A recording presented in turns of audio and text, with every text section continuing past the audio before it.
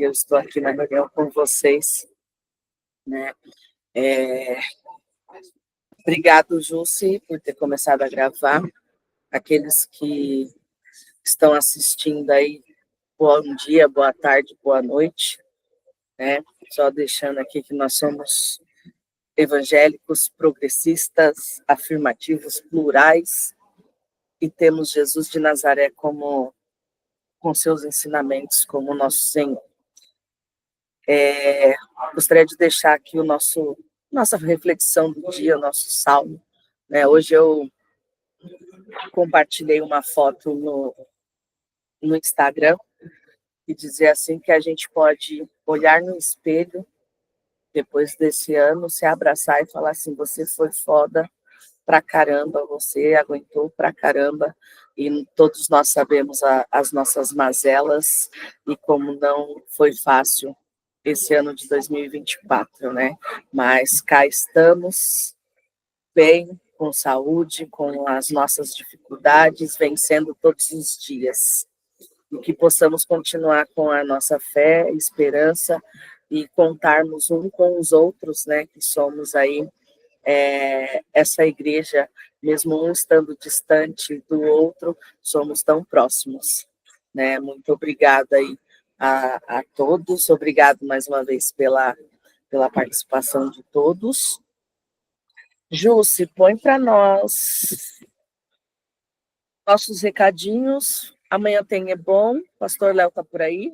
Não vi essa parte. Bom não vai ter não, companheira. A paz a todos e a todas. Bom, a última do ano foi sexta passada, voltamos em janeiro. Tá certo, pastor, obrigada. Acabei esquecendo na correria de ver esses recados. O Clube da Leitura ficou para a próxima quarta-feira, porque não teve quórum suficiente nas votações, e essa semana foi corrido aí para vários, né?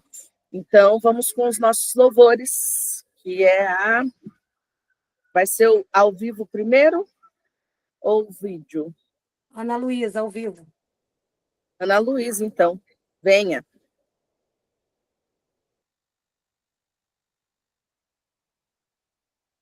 Cheguei, pessoal, desculpa. Tudo bem? Cadê? Pronto, tudo bom? Vocês estão me vendo? Estão me ouvindo? Olha a cabeleira dela. Olha só, né? Eu não tinha aparecido aqui ainda, né? Tudo bom, pessoal? E aí, Kel, tudo bem, gente? Olá. Deixa eu trocar essa luz aqui. Cheguei aqui meio na correria. Pronto. Vou enxergar melhor. E aí, turma? Voltei. Tem tempo que eu não apareço aqui mesmo. Boa noite, todo mundo. Vim trazer aqui um louvor. É o queridinho da galera, o meu de todo mundo. Mas é que esse louvor se encaixa em tantos momentos da minha vida. Eu acho que quando eu tô bem, eu ouço ele. Quando eu tô mal, eu ouço ele. Quando tá, né, eu ouço ele. E tô num momento meio, esse final de ano para mim foi meu pai amado. Queria poder apagar, escrever de novo, que nem morrer no videogame, nascer de novo e, sei lá, fazer escolhas melhores. Mas é isso, bora. Não são os momentos maus que vão nos definir e que a misericórdia do Senhor nos alcance. Ali crentez agora. Vocês estão ouvindo o violão? Então, beleza. Vamos lá.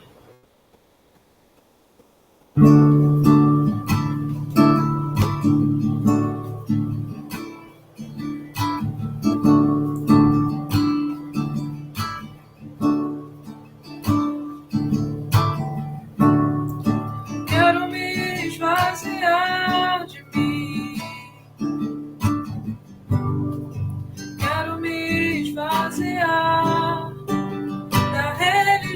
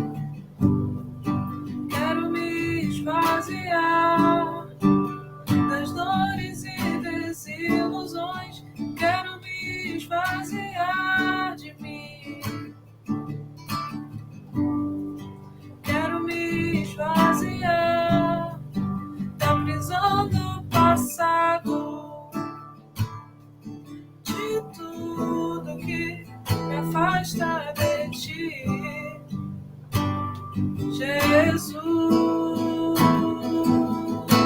E aonde eu irei, Senhor, pois só tu tens as palavras de vida eterna.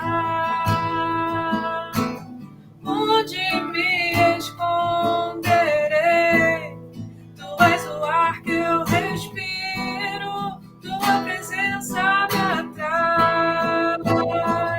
Então inunda-me com teu amor, transforma-me com teu amor e atrai meu coração a ti, Senhor.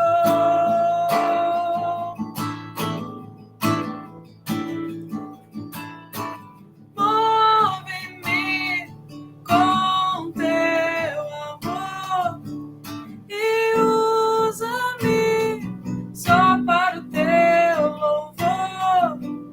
Ensina-me a ouvir o teu coração. Eu me esvazio, Senhor. Me leva em teus braços de amor. Eu me esvazio, Senhor. Me leva em teus braços de amor. Eu me esvazio, Senhor.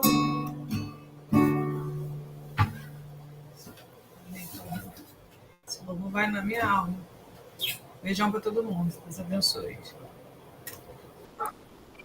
Linda, linda, linda. Você é linda, a música é linda. Maravilhoso na sua voz. Muito obrigada. Cristiano, Jussi, Olá, boa noite. fala um pouquinho aí da sua música enquanto a Jussi arruma aqui. Tá bom. Essa música faz parte da peneira fundamentalista. A gente vai lá, revisita e pega o que é bom. É uma canção do grupo Trazendo a Arca. Ela foi um dos trabalhos, na minha opinião, mais lindos que eles fizeram. Trata-se de Salmos e Cânticos Espirituais, de 2009. E eu escolhi a música Ouve, ó Deus, extraída do Salmo 61, que diz assim, vou dar a lida nos 3 primeiros versículos. Ouve, ó Deus, o meu clamor, atende a minha oração. Desde o fim da terra clamarei a ti, quando o meu coração estiver abatido. Leva-me para a rocha que é mais alta do que eu, pois tem sido um refúgio para mim e uma torre forte contra o inimigo. Eu tenho sentido nos cultos esse direcionamento para que Deus ouça nossas orações e que nos atenda, se assim for a vontade dele. E que estejamos todos nesse propósito.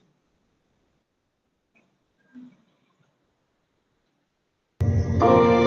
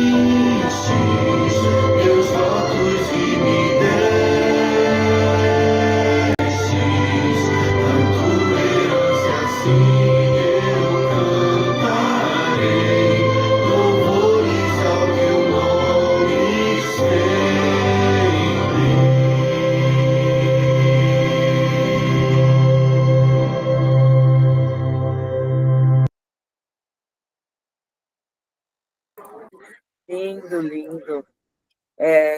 Tem coisas da nossa época de fundamentalista que dá para resgatar, né? Um louvor desse não pode deixar passar, nenhum nem o outro que foi cantado hoje, né? Gente, antes de chamar o pastor, vamos fazer a nossa contribuição. A Jussi vai colocar o Pix da garagem, aqueles que puderem, né? Fiquem à vontade aí de fazer a sua contribuição. Ô, Pamela, deixa Tá eu bom. interromper aqui. Nem faz Pix, nem faz Pix. Hoje vocês foram abençoados e ninguém tem que ajudar a igreja hoje. Então, tira a tela. Amém. Isso. Que Deus tem uma outra missão para cada um de vós nessa noite. Amém, igreja? Eu fiz um propósito hoje, eu pensei assim, olha, quem estiver no culto hoje vai receber uma bênção, uma missão, e você foi privilegiado, está aqui 42 pessoas. Então, eu queria aproveitar, Pamela, e já falar da nossa ação de final de ano. Pode ser? Amém, pastor, à vontade. Então, você que está aqui essa noite, seja membro ou visitante, saiba que nós, sempre que podemos, e final de ano é uma data que a gente sempre tenta, e conseguimos, desde que existimos como igreja, é fazer alguma ação. E esse final de ano não é diferente, nós temos uma ação de Natal, com a adoção de algumas crianças, e nós estamos com a lista, olha que beleza, nós estamos com a lista quase que toda vazia ainda, para você escolher quem você vai ajudar.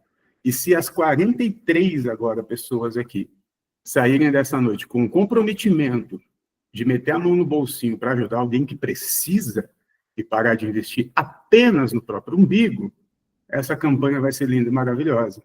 Então, eu tenho certeza absoluta que você vai sair dessa noite aqui não mandando dinheiro para a igreja, que a gente não quer, não tem que pagar salário de pastor, mas você vai ajudar uma pessoa, tá bom? Então, Lohane, por favor, você está aí, não está? Explica para a gente a ação de Natal e como e quanto as 43 pessoas que estão aqui essa noite vão nos ajudar, por favor. Ai, salve, gente. Tá todo mundo me ouvindo? Sim. Claro que sim, que é bem ser forte. Então, as duas ações que a gente está organizando, as duas são em Jundiapeba, um bairro periférico aqui de Mogi. E uma delas é com uma família, né? Na verdade é um conglomerado de famílias, são 7 famílias que a gente está tentando arrecadar, fazer nossa cesta, uma cesta, né, de cesta básica, e nesse montante de família são 9 crianças. Então, o apadrinhamento aí é para as crianças, faltam 5 crianças ainda para a gente conseguir apadrinhar e organizar essas 7 cestas para entregar. A outra ação é a ação com as crianças é feita na rua. Então, a igreja aí está somando forças, a organização lá de bairro, lá da Rua 10, de Jundiapeba. Então, a ideia é a gente fazer um dia para as crianças mesmo, com recreação, alimentação e brincadeira, e é isso, é Deus na causa. Vou colocar aí acho que vou ver se eu consigo colocar no chat. Colocaram já a chave Pix aí. Fechou. Então, só para... gente, essa chave Pix aí não é a nossa, da nossa conta, é a sua, né, Lohane? É a sua, né? Isso, é a minha. Para você não estranhar, a Lohane que está organizando tudo, então você pode até fazer agora, tá? Você pode fazer agora já. Te dou a permissão de você sair do culto só para fazer isso. Inclusive, para apadrinhar também, pode me chamar no WhatsApp, que isso, mesmo saindo de longe, sei lá, e quiser apadrinhar, a gente dá um jeito, eu compro as coisas, mando a nota e isso, a gente dá um jeitinho, sim. Isso. Lohane, tem valor, ou qualquer valor, ou da criança? Explica um pouquinho melhor, por favor. Não entendi, Pã? Qual que... valores para para apadrinhar as crianças, tem um valor específico ou qualquer valor? Então, eu não coloquei valor específico, eu tinha pensado nos itens básicos, né? Tipo, roupa, roupa, calçado e algum brinquedo. Aí a pessoa que quiser apadrinhar pode me chamar no WhatsApp, a gente ajusta certinho como que a pessoa quer fazer, que a gente pode somar. boa. Fechou. Então, gente, quem quiser mandar uma grana direto assim, falar, eu não vou conseguir apadrinhar, pensar nisso, mas estou aqui, 400 conto, R$ 1.200, tá? O Pix da Lohane está aí, tá? E quem quiser se aprofundar um pouco mais, conhecer a realidade da criança que você vai ajudar no dia, vir para cá, ajudar no dia, você chama a Lohane no WhatsApp e desenrola com ela. Combinado? Só não... Acabei de colocar lá no grupo a lista das crianças, porque lá aparece o nome, a idade, a numeração e a lista dos nossos itens da festa também. Perfeito. Gente, então é isso, tá? Só não saia daqui sem ajudar, tá bom? São 46 pessoas agora, 7 famílias, 7 crianças e uma festa. Se 46 pessoas não der conta disso, fecha a igreja e volta para a bola de neve, tá bom? Então, vamos resolver isso hoje, tá? Por favor. Pastor Marcos Vinícius Souza Farias. Por favor, fala com a gente.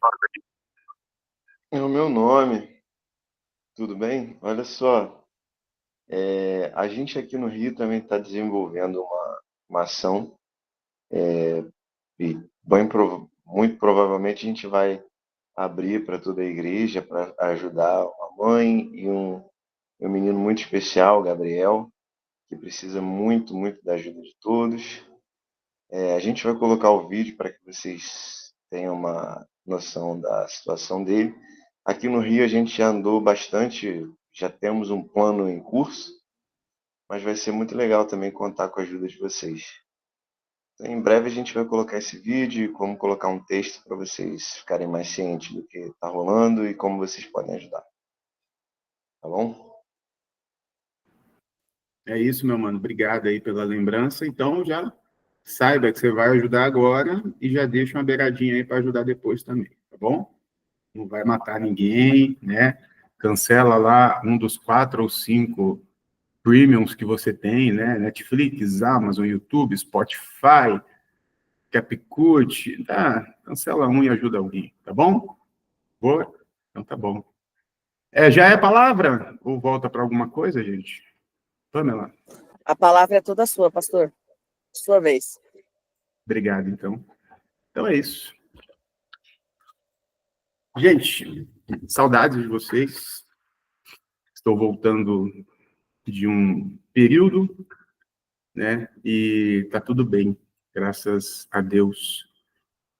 E queria compartilhar com vocês hoje algo que eu estava pensando já nos últimos dias, de forma muito natural.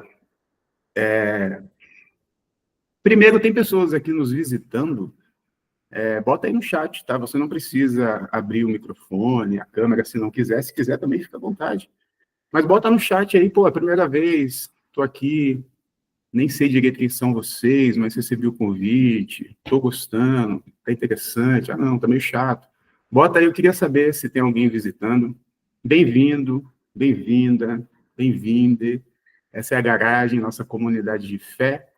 Pessoas aqui que tentam seguir Jesus, o exemplo de Jesus, a história de Jesus, e que não se conformam com o Jesus que é pregado na grande maioria das igrejas, mas que não abriu mão da fé, não abriu mão e estão aqui resistindo na nossa fé. Então, sejam todos bem-vindos, independente da sua espiritualidade, tá bom? Saiba que na nossa igreja, além de ex-crente meio traumatizado, que é a maioria aqui, tem pessoas do candomblé, tem pessoas da Umbanda, tem católicos, tem agnósticos, tem ateu, tem de tudo, tá? Então, você, independente do que você seja, a não ser que você seja bolsonarista, aí você pode realmente se retirar, você não é bem-vindo aqui. Tirando isso, você vai ser muito bem-vindo aqui sempre, tá bom? Sempre. Tá bom? Então, uma ótima noite. Eu queria convidar vocês a ler Lucas, capítulo 15, parábola do filho pródigo, uma parábola tão conhecida e que, por vezes, eu gosto de pensar sobre ela e pensar possibilidades sobre a intenção de Jesus em contar essa história, essa parábola, tá? Então, quem quiser acompanhar, Lucas capítulo 15, e vamos lembrar que esse capítulo começa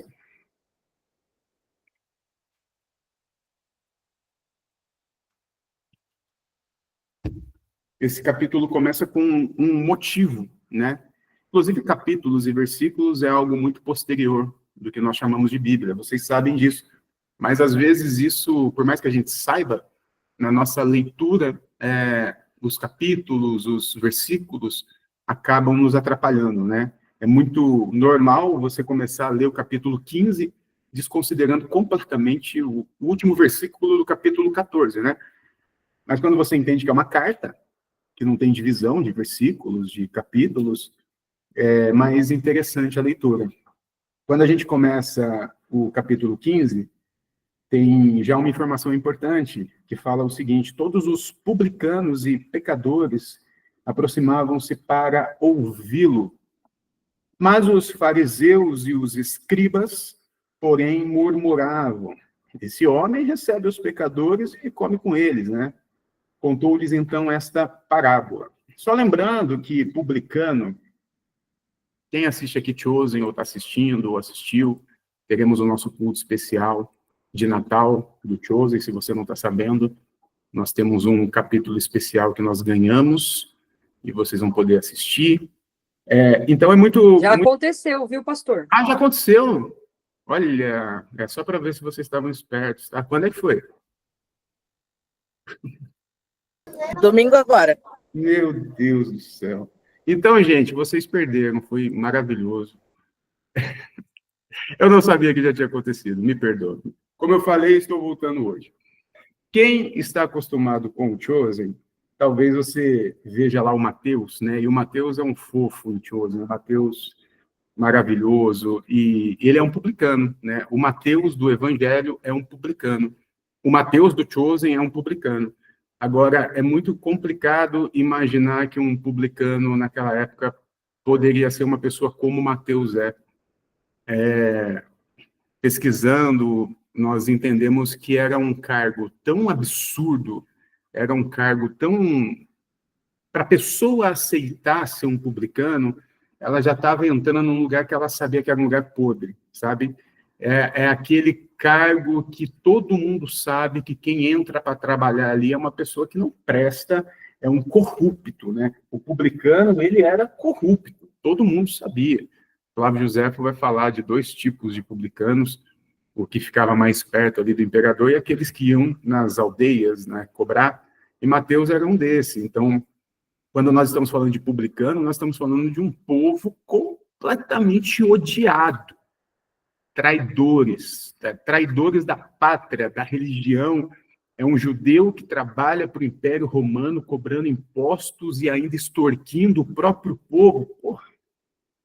Então, tinha publicanos e pecadores. Perceba que o publicano ele é até destacado, né, da qualidade de pecador. É algo a mais, assim, é publicano e pecadores para ouvi-los. Então, nós temos aqui uma divisão já de dois tipos de pessoas, que é interessante. Publicanos e pecadores, por um lado, e os fariseus e os escribas, ou seja, os religiosos, né? O fariseu era ali a casta mais religiosa, mais cuidadosa com tudo. Já os escribas eram aqueles que tinham, de fato, a missão de escrever, de fazer as cópias, de traduzir. E esses caras murmuravam, reclamavam, porque Jesus andava com o publicano, com esse tipo de gente que a gente está entendendo agora, essa categoria. Diante disso, diante desse questionamento,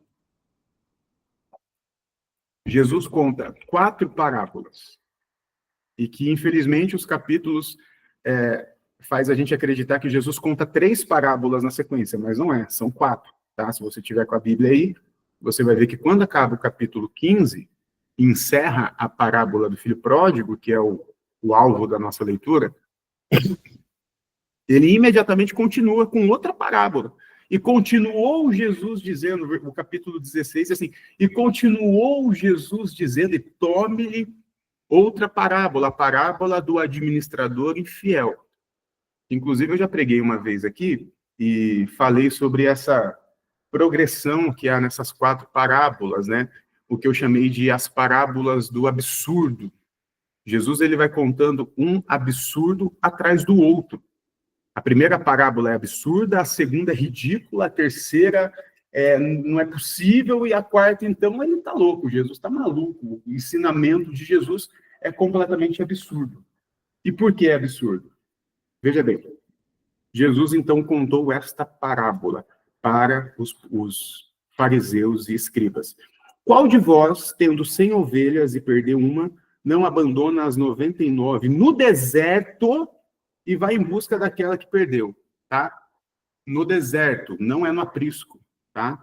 O pastor não levou as ovelhas para... Eram 100 ovelhas juntas no aprisco. A música é linda, mas a teologia está errada. Ele abandonou as 99 no deserto e saiu correndo atrás só da que se perdeu. Então a pergunta de Jesus é assim: qual de vocês não faria isso? E a resposta lógica é: ninguém. Você está maluco? Qual de nós aqui abandonaremos 99 ovelhas no deserto para ir atrás de uma? Ninguém, Jesus. A resposta sua é ninguém. Então Jesus está vindo com um ensinamento completamente contrário, absurdo e escandaloso. E aí ele vem com a segunda parábola, a tal da dracma perdida. Ou qual a mulher que, tendo 10 dracmas e perder uma, não acende a lâmpada? E eu imagino que você lembre que para acender uma lâmpada naquela época não era só fazer isso aqui, né? Você tinha que ter as manhas, você tinha que ter o equipamento, você tinha que ter o óleo, você tinha que ter a chama, né? Para você acender a lâmpada, você já tinha que ter um fogo em algum lugar. Não era algo simples. Então, olha só, a mulher tinha 10 dracmas, uma moeda de valor mesmo monetário muito baixo, não tinha valor nenhum. Ela perde uma, e aí começa, acende luz, e acende lâmpada, e procura cuidadosamente, arrasta os móveis e varre até encontrar. E não contente, encontrando, convoca as amigas, faz um chá, sei lá, faz um encontrão na festa, para agradecer a dracma que se perdeu e foi encontrada. Não faz sentido, Jesus. Desculpa, mas não faz o menor sentido. Só de acender a lâmpada, o óleo que você vai gastar para acender a lâmpada custa mais que a dracma. Aí as amigas veem e levam a tapué embora. Não faz sentido. Jesus está trazendo uma série de ensinamentos que não fazem sentido. Não fazem sentido, sobretudo, no olhar religioso e fundamentalista daquela época. E aí vem a terceira parábola, que é a nossa. Aqui a gente escolheu aqui para conversar. Porque a quarta, que eu não vou falar hoje, é a mais absurda de todos, né? Porque Jesus pega um cara malandro, enganador, vagabundo, e coloca ele como exemplo. Isso está no capítulo 16 de Lucas, tá? Você pode ler lá depois, mas a gente não vai falar sobre essa parábola hoje. Falaremos sobre essa terceira, o filho perdido, o filho pródigo, né? E eu queria ler, essa eu vou ler inteira. Faz tempo que eu não leio Bíblia, para falar a verdade. Confessando, tá? Faz tempo que eu não leio Bíblia. Estava de férias de Bíblia. Você também não lê Bíblia, que eu sei. Você ouve quando alguém lê para você. Então não me vem, tá? Olha só, a partir do versículo 11. Disse ainda, um homem tinha 2 filhos. O mais jovem disse ao pai, pai, dá-me a parte da herança que me cabe. E o pai dividiu os bens entre eles. Poucos dias depois, ajuntando todos os seus haveres, o filho mais jovem partiu para uma região longínqua e ali dissipou sua herança numa vida devassa. Igual essa aí que você está vivendo aí, tá? E gastou tudo. Sobreveio àquela região uma grande fome, e ele começou a passar privações. Foi então empregar-se com um dos homens daquela região, que o mandou para os seus campos cuidar dos porcos. Ele queria matar a fome com as bolotas. As bolotas é demais, né? Nessa tradução aqui é bolota. Aliás, deixa eu te falar uma curiosidade aqui.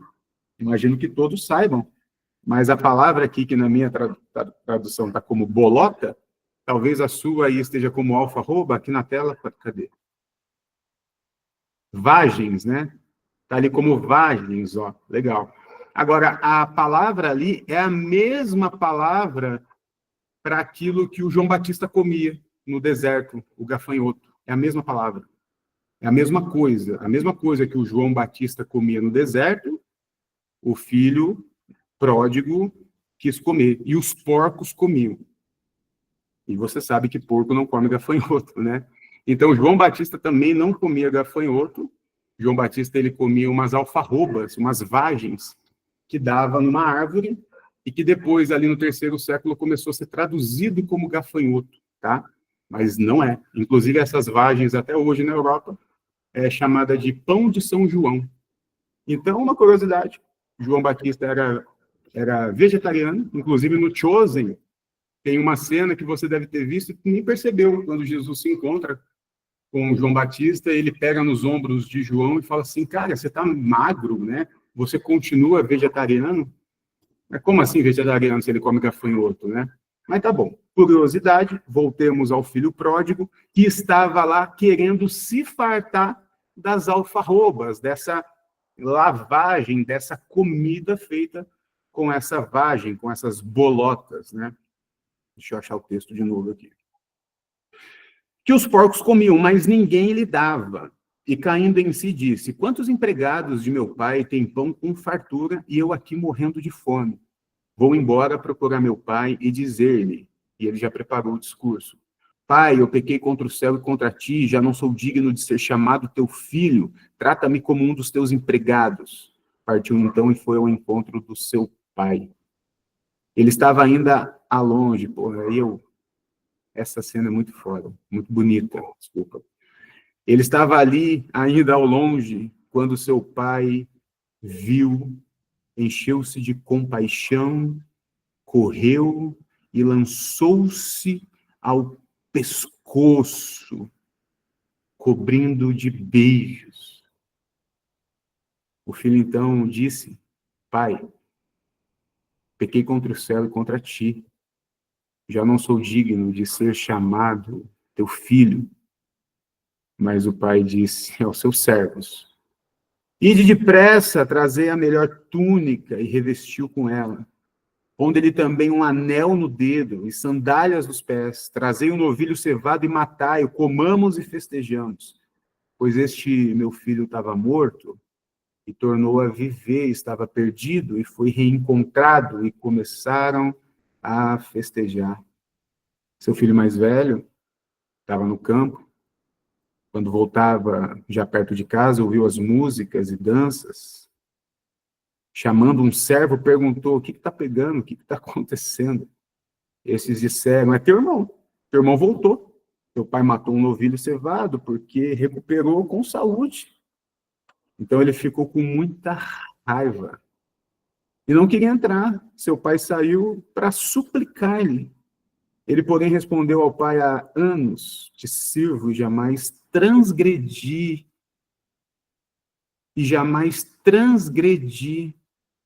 um só dos teus mandamentos. Tá pegando aí, né? Essa conversa aqui, né? E jamais transgredi um só dos teus mandamentos. Nunca me deste um cabrito para festejar com os meus amigos. Contudo, veio este teu filho, que devorou teus bens, que com prostitutas, né, que transgrediu, e para ele mata um novilho cevado. Mas o pai disse, filho, tu estás sempre comigo, e tudo o que é meu é teu. Mas era preciso que festejássemos e nos alegrássemos, pois esse o seu irmão estava morto e tornou a viver. Ele estava perdido e foi reencontrado.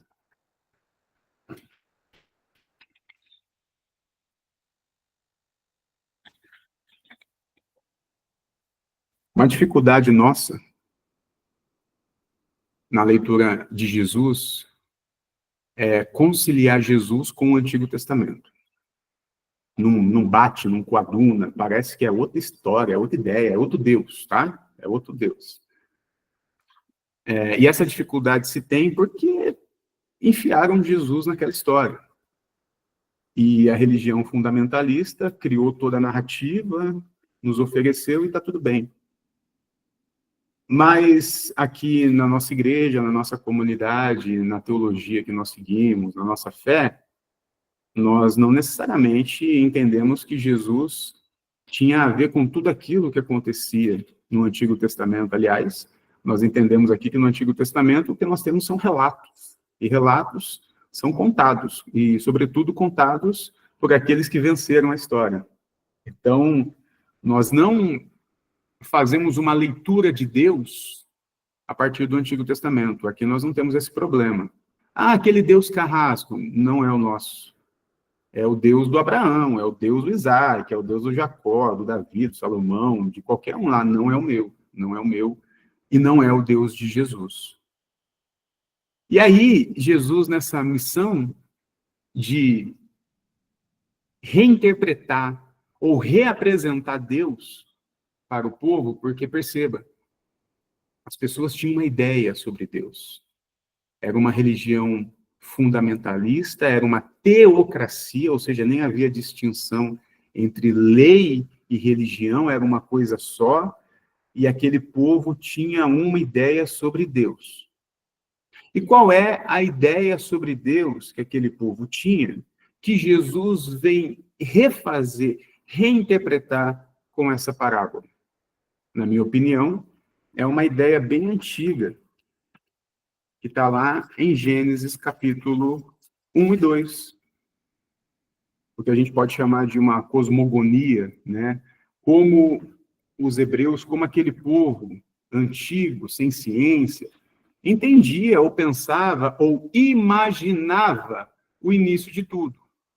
E nesse pensamento, nessa imaginação, nessas conjecturas, nessas poesias, nós temos o relato do Jardim do Éden. Nós temos um relato que, a priori, é bastante bonito. Mas se você parar para pensar com um pouco mais de cuidado, ele se torna bastante estranho.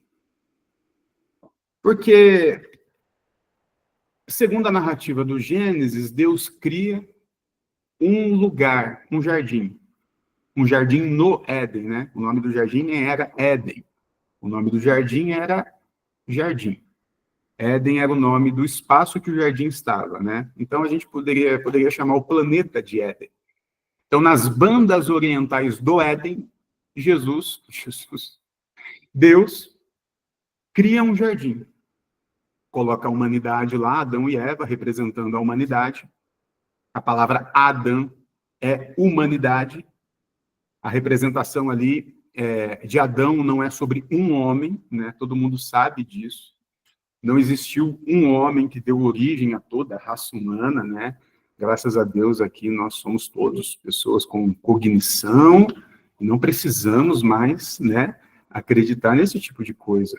Então nós temos aqui uma representação, nós temos aqui uma alegoria, nós temos uma poesia, e que de fato Gênesis é uma poesia. Literalmente falando, Gênesis é uma poesia, até o capítulo 11. E nós temos essa representação da humanidade colocada num lugar maravilhoso. Nossa, porra, maravilhoso. Leão anda com cordeiro, maçã caindo do pé, maravilhoso, não tem falta, maravilhoso. Só que, como nem tudo pode ser muito bom, Deus tem uma grande ideia. Ele coloca uma árvore espetacular no meio do jardim e fala para os bonitão, só não mexe nela. E vai embora. Adivinha o que acontece? Você sai de casa e fala para o seu filho, ó, você faz isso, aquilo, só não me faça não tem muita novidade, né? Deus sai, a Eva vai lá, ouve a serpente, come o fruto, oferece ao Adão, o Adão come o fruto, e a merda está posta, né? O pessoal quer dizer que você tem que trabalhar hoje por causa disso, que a mulher sofre dor de parto por causa disso. Você sabe a história. Agora, o que essa poesia nos relata é um Deus com graves problemas. Porque, primeiro, você tem um Deus que coloca uma armadilha, num lugar perfeito. Coloca uma armadilha que não precisava estar lá. Uma armadilha que era óbvio e até planejado que a humanidade cairia. A árvore ali no meio.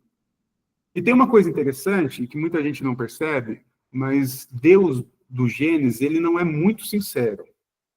Porque ele fala assim, se vocês comerem desse fruto, certamente vocês morrerão. Comeu, morreu. É o que Deus falou. Quando eles comeram, o que aconteceu? Quem morreu? Ninguém morreu.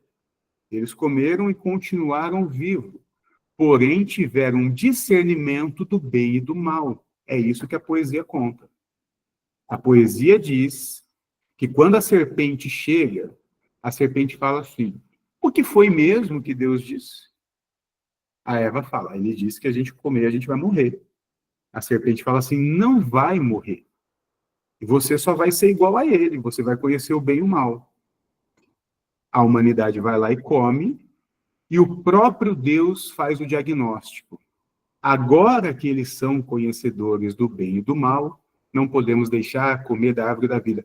Então, peraí, Deus omitiu informações, para não dizer mentiu, que eu não sei se você aguenta, eu dizendo aqui que Deus mentiu, por mais que esteja claro no texto.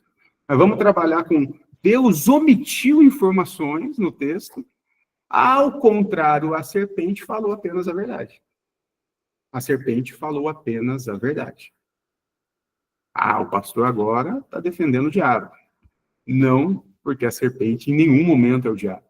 O texto não fala que é o diabo. Quem vai chamar a serpente de diabo é o cristianismo lá na frente. A serpente é a representação de Arimã, uma deusa que justamente tinha essa ideia do contraponto, essa ideia do e se, essa ideia do questionamento. Sabe aquele desenho mais antigo do anjinho e do demoninho? É isso. É exatamente isso. Arimã traz a informação completa e fala, olha, se vocês comerem, na verdade, vocês agora vão saber o que é o bem e o que é o mal. E a humanidade faz essa escolha. Na poesia, eles escolhem conhecer o bem e o mal. Eles escolhem ter conhecimento do que era, inclusive, o mal, porque até então, aparentemente, eles só conheciam o que era o bem. E a pergunta que eu faço, se alguém quiser responder no chat, fica à vontade, mas antes de morder o tal fruto, a humanidade era livre? Pergunta simples. Antes de morder o tal fruto, na poesia, Adão e Eva, eles eram livres, eles tinham um limite, eles tinham um jardim que eles precisavam ficar, eles tinham uma árvore que eles não podiam tocar, eles tinham informações que eles simplesmente não sabiam, então não havia nenhuma liberdade ali. Havia uma gaiola, havia um espaço controlado, havia um mundinho criado pela ideia de Deus ali, para gerar controle e domínio com medo. Não coma, senão morre. Estranho, né? Olhando assim fica estranho, né? Parece que, falando assim, pastor, até que é verdade. Mas e aí? Como é que a gente fica? A gente vai continuar servindo, então, esse Deus mentiroso? A gente vai continuar? Não, porque, como eu já disse, isso aqui é um relato para nós que mostra como aquele povo pensava. Que mostra como aquela religião pensava que Deus era. Que mostra como Jesus deveria pensar que Deus era. E essa parte é a parte que me faz ser cristão, que me faz ser discípulo de Jesus. Jesus é incrível. Jesus, ele não teria condições de ser como ele foi. Jesus era para pensar Deus dessa forma, como o Antigo Testamento da tradição e da religião e da cultura dele dizia. Jesus era para tratar as mulheres da forma que todos os homens tratavam naquela época. Jesus era para ter aquele olhar elitista e já sionista desde sempre. Mas não, Jesus, de forma divina, ele foi sendo disruptivo em tudo, em tudo, em tudo, em tudo. E na parábola do filho pródigo, voltando ao centro aqui da nossa conversa, na minha opinião, Jesus está trocando essa ideia de Deus. A parábola do filho pródigo é a atualização de Gênesis 1, 2 e 3. A parábola do filho pródigo não fala do cara que era crente e se desviou e foi beber e cheirar cocaína no mundo e depois voltou a ser crente. Não é sobre isso, não é sobre isso. A parábola do filho pródigo é uma nova visão, uma nova leitura de Jesus sobre como Deus se relaciona conosco e, obviamente, também como deve ser as nossas relações. Porque eu acho muito estranho também essa diferença na relação. Parece que a teologia fundamentalista nos apresenta uma relação com Deus, mas nos oferece uma outra relação uns com os outros. Explico. Deus, ele pode... Deus manda você amar os seus inimigos, mas os dele, ele manda para o inferno. Parece uma piada, e de certa forma até mas é a realidade. Então, perceba, há uma relação de Deus para com a humanidade, mas Deus quer que a humanidade se relacione de outra forma. Isso é completamente incoerente. Então, Jesus vem apresentar uma forma que ele nos ensina como Deus se relaciona conosco e, obviamente, como devem, então, ser as nossas relações. Afinal, Deus, na nossa fé, é essa relação mor, essa relação perfeita, e de nada serviria se não fosse para as nossas relações, se não fosse para encarnarmos essa fé e melhorarmos como pessoas uns para os outros. E como é essa forma, então, que Jesus apresenta de Deus, que, na minha opinião, é antagônico ali a essa cosmogonia posta lá de Gênesis. Primeiro que tem semelhança, se você reparar, tem o Éden, um jardim controlado, e tem a casa do Pai. Tem a humanidade, Adão e Eva, e tem os filhos. Tem Deus e tem o Pai. Né? Então, já há similaridades. Mas tem diferenças também. Tem diferenças. Por exemplo, é uma decisão do filho, na parábola, romper. É uma decisão. E ele não tinha nenhuma informação enganada. Ele sabia da herança, ele sabia de tudo, aparentemente, e ele toma essa decisão de forma consciente. De forma consciente. E assume a sua decisão. Ele chega no pai e fala: pai, seguinte, estou esperando você morrer há muito tempo, você não morre, está bemzão de saúde, então me dá a parte da herança. Porque a herança só é possível a partir da morte, né? Então, quando o cara pede a herança, ele está falando: eu queria que você morresse logo, mas já que você não morreu, me dá a herança. E por direito, aquele filho não tinha herança nenhuma, porque o pai ainda estava vivo. Então, ele pede algo absurdo, toma essa decisão e assume. Chega na frente do pai e fala: eu quero a parte da minha herança, me dá que eu vou. Diferente da ideia do Adão, da Eva, porque, primeiro, há essa confusão nas informações, Deus fala uma coisa, a serpente fala outra, e quando eles, de fato, tomam a decisão, eles não assumem. Eles sentem medo, eles se escondem, eles ficam com vergonha de estarem nus, e para piorar, quando Deus pergunta para o Adão, ele fala que foi a Eva, quando pergunta para a Eva, ele fala que foi a cobra, pergunta para a cobra, aí a cobra se ferrou. Eles não assumem porque não estava bem estabelecido as informações, estava confuso.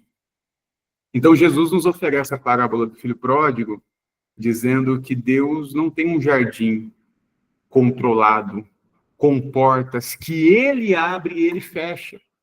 Lembrando que quando a humanidade peca, né, o que a gente chama de pecado, lá em Gênesis 3, qual é o castigo? Além de, agora você vai trabalhar, a mulher vai sofrer dor de parto, não sei o quê, agora vocês são expulsos do jardim e ainda meto 2 querubins com espada flamejante para não ter perigo de vocês voltar aqui com vocês, eu não quero ver pintado nem de ouro, seus ingratos. A casa do Pai está aberta sempre, para você sair e para você voltar. Para você tomar sua decisão, assumir sua decisão, sofrer as consequências da sua decisão e voltar sem julgamentos. E voltar exatamente da onde você saiu. Na minha opinião, Jesus está trazendo um novo paradigma de amor. Na maioria das religiões, das filosofias e das nossas relações, o amor é controlador. Tudo que você diz que você ama, na verdade, é aquilo que você está tentando controlar, não é? Faz uma leitura. Você ama e você tenta controlar porque você morre de medo de perder esse amor. Mas se tem controle, não pode ter amor. O amor pressupõe a liberdade. O amor pressupõe portas abertas para ir e voltar. O amor pressupõe que na relação, as pessoas que estão envolvidas na relação, elas estão juntas porque elas querem. Não porque elas são obrigadas, ou porque elas têm medo, ou porque não tem para onde ir, é apenas porque elas querem. Diferentemente da ideia de Adão e Eva lá no jardim, que foi uma cilada, uma gaiola, e eles tiveram que fazer merda para sair, e saíram mal, e saíram expulsos. Na casa do Pai, a porta está aberta para você tomar sua decisão e para você ter apoio do Pai na sua decisão. Porque o filho tomou a decisão, mas quem bancou foi o pai. O filho não tinha nada. O pai bancou a decisão do filho e falou, vai lá, voa. E quando você precisar, estou aqui, de volta. E quando o filho volta, não dá outra. Então, na minha opinião, a parábola é um novo paradigma de como Deus se relaciona conosco, apenas nos amando, não nos controlando, não nos colocando regras, não estabelecendo o que é pecado. A ideia de pecado é uma ideia bem errada também, como nós pensamos, e é apenas um Deus que nos ama e que nos apoia e que cuida de nós, mas em que em nenhum momento nos controla. E passando para as nossas relações, pressupõe-se que o discípulo de Jesus vai ter suas relações dessa forma. Um amor que não se controla, um amor incontrolável, um amor que você só ama e que você não tenta manipular para que você não perca aquilo. Porque a partir do momento que você começa a fazer isso, você deixa de amar e começa a controlar. É isso que eu tinha para falar com vocês hoje. Espero que tenha feito sentido no coração, na mente de alguém, e que surta algum efeito nas nossas vidas e nas nossas relações. E nós oramos agora. Não sei como é que você ora aí. Eu não oro assim do jeito que eu vou orar agora, mas na frente das pessoas a gente ora assim, né? Mas você que não está com a câmera aberta, aí você ora do seu jeito mesmo, tá bom? Mas em público a gente costuma orar assim. Deus, mais uma vez, pedimos ou queremos dar um passo na nossa fé, nas nossas relações, dar um passo de melhoria, afinal é o que nós buscamos, dar um passo mais próximo daquilo que deveria ser, que é a vida de Jesus, o exemplo de Jesus. Então, nosso pedido é que esse entendimento, essa palavra, caia de fato nos nossos corações. Que a gente perca o medo de perder. Que percamos o medo de perder. Que às vezes o controle é o que te faz perder. Pedimos que a sua Ruá inspiradora nos lembre disso a cada momento das nossas vidas. Em nome de Jesus. Amém. Amém, Igreja de Jesus. Amém ou não amém? Comentem aí amém, senão a palavra não funciona, você sabe, né? Só funciona com amém, amém e amém. Uma ótima noite. Pamela, volta aí, por favor. Assuma os controles. Obrigado, gente, pela paciência de ficar me ouvindo mais uma vez. Antes deu um salve.